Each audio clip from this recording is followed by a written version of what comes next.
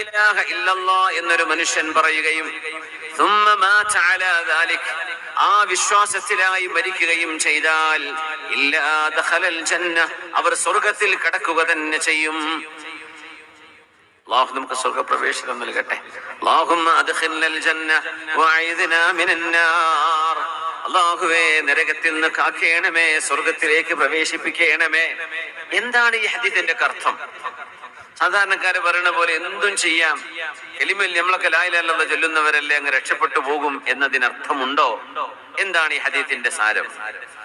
അബൂദർ റളിയല്ലാഹു അൻഹു ഹബീബിൽ നിന്ന് കേൾക്കുമ്പോ മാ മിൻ അബ്ദിൻ ഖാല ലാ ഇലാഹ ഇല്ലല്ലാഹ്, ലാ ഇലാഹ ഇല്ലല്ലാഹ് എന്നൊരാൾ പറയുകയും സുമ്മ മാത അലാ ദാലിക് അങ്ങനെ ആ ഒരവസ്ഥയിൽ അയാൾ മരിക്കുകയും ചെയ്താൽ ഇല്ലാ ദഖലൽ ജന്ന സ്വർഗ്ഗത്തിൽ കടക്കുമെന്നുറപ്പാണ്. അബൂദർ റളിയല്ലാഹു അൻഹു പറയാണ്, ഞാൻ നബിയോട് പറഞ്ഞു വഇൻ സനാ വഇൻ സരിഖ്, ആ മനുഷ്യൻ മോഷണം ചെയ്താലും സ്വർഗ്ഗത്തിൽ കടക്കുമോ നബിയെ? കലിമ ചൊല്ലി മരിച്ചതിന്റെ പേരിൽ ആ മനുഷ്യൻ വ്യഭിചരിച്ചാലും അയാൾക്ക് സ്വർഗമുണ്ടോ?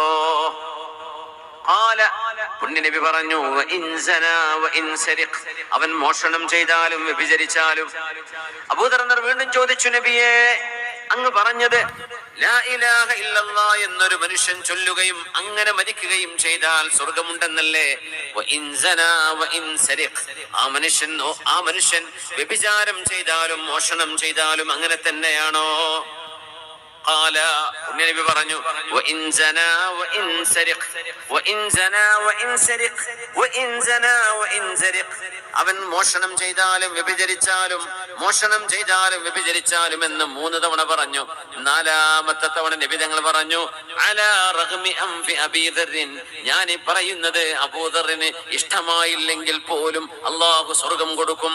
അങ്ങനെ അബൂദർ റളിയല്ലാഹു അൻഹു ഹബീബിന്റെ മജ്ലിസിൽ നിന്ന് ഇറങ്ങിപ്പോകുമ്പോ പറയുകയാണ് വഇൻ റഗിമ അൻഫു അബീ ദർറിൻ, അബൂദറിന്റെ മൂക്ക് മണ്ണിൽ ഉരസിയാൽ പോലും, അതായത് അബൂദറിന് ഇഷ്ടമില്ലെങ്കിൽ പോലും അല്ലാഹു അത് ചെയ്തിരിക്കും. അബൂദറേ, അല്ലാഹു അത് ചെയ്യും. ഏത് പാപം ചെയ്തവർക്കും അല്ലാഹു പുറത്തു കൊടുക്കും, അല്ലാഹു സ്വർഗ്ഗം നൽകും എന്ന് പറയുന്ന ഹദീസാണിത്.